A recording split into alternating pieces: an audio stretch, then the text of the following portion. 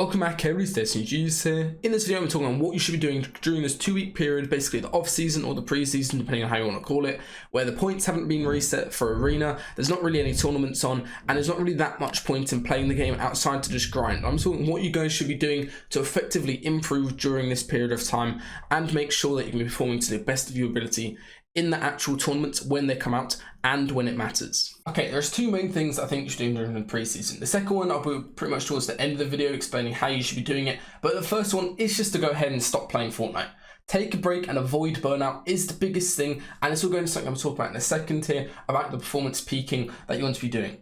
Now, as a coach, when I'm working with players, the most important thing is obviously improving them inside the game, making sure they're smart and all sorts of stuff like that, roddering and stuff, but it's also to make sure that they're not getting burnt out and they're also performing to the best of their ability when it matters. The FNCS weeks, the DreamHack Duo weeks, and also most importantly, the Grand Royal, which you've got coming up, which is a way bigger prize pool and it's more accessible an event. Okay, so the first thing we're looking at is 15 signs that you're burnt out at work. This isn't made by me, it's made by another company, it's made for like 9-to-5 job people, you know, but this all applies directly to Fortnite. And if you have any more than 3 of these symptoms on this list, I would highly recommend you take a break as quick as possible. Okay, so the first one is exhaustion. Pretty simple. If you are exhausted while playing, if you feel that you're getting tired, you can't play for as long as normal, or even when you wake up in the morning, you still feel tired, that is a really big sign that you're burnt out.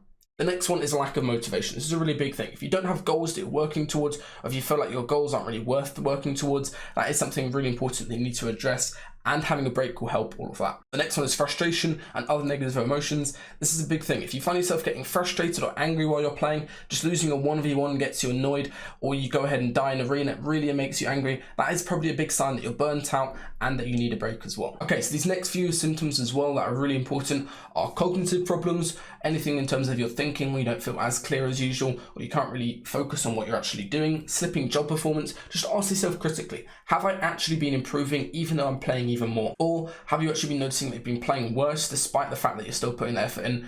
And that's probably a good sign that you need a break. There's a couple more down here, like not taking care of yourself, like sitting there watching TikTok for too long or something stupid, health problems that you've been having, maybe you're getting sick more often, maybe you're getting the flu or the cold or something, that is a big sign that you're burnt out as well. Or if you've got anything related to exercise where you're not actually doing it properly, that is another thing as well. Down here, number 12, you stop putting in the effort. That is a really big thing. People just kind of hop on and play and they're not actually putting the effort they need to be putting in to actually improve. That is a really big sign as well.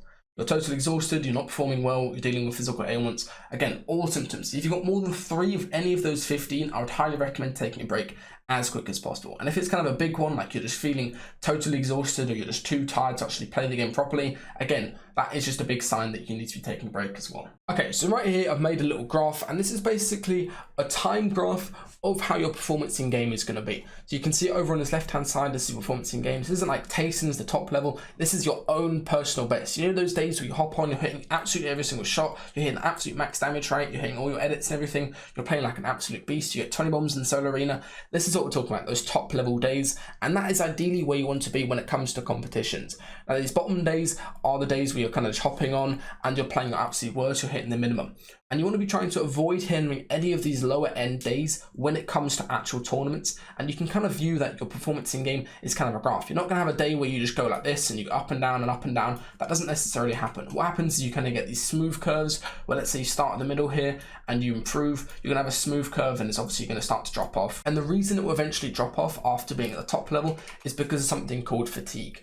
This is something really important when it comes to sports science, is how much fatigue can you manage. It's obviously different for every single person, but as a general rule, if you put too much effort in for too long over time, you're going to get burnt out. As I said earlier, you're going to have too much fatigue to deal with and you're going to play worse, even if you carry on putting those same amount of hours in. Okay, so let's go and take a look at 3 different types of players on this performance graph and chart them out and see what they're going to be happening and ideally where you want to be if you're watching this video and you're serious about improving. Okay, so our first player is Pink. This player put 15 hours a day into playing Fortnite before Grand Finals. That is an insane amount to do it. So they're playing 12 hours of Fortnite plus 3 hours of roddering every single day, and obviously paid off. He got 3rd place in Grand Finals, and his performance, as you can imagine, at that point in time, so the end of the season, was at the very, very top here. Now, a lot of people might think about this really stupidly, right? They're going to be at the top level performance here, and they're going to try to maintain that grind and basically try to maintain the amount of effort they're putting in. So they're going to stay at this top level, and they're going to keep playing and putting all that effort in. But what's going to happen if you keep playing 15 hours a day is your fatigue fatigue is going to build up to a level where it's not even manageable. You're going to get burnt out, you're probably going to become sick, you're probably going to be playing so bad just because your body can't deal with that amount of stress and everything from playing, and your performance is going to start to dip off at that point. It is physically impossible to keep playing 15 hours a day and keep putting that much effort in for that long period of time where you're going to maintain this top level. That does not happen, and the performance is eventually going to drop off. And let's have a look at another type of player. They're kind of performing in the middle here, right? They just finished the season. They're kind of performing pretty decently, but not really the best. So what they're going to go ahead and try to do, they're really motivated to do well. Maybe their friends around them have been doing well, right? They're going to sit here and they're going to go, okay, I'm going to play 15 hours a day and I'm going to copy what Pink did and try to be the best. And he's going to do this from the start of the season. So the preseason happening, they're still playing 15 hours a day. They're building up all that fatigue.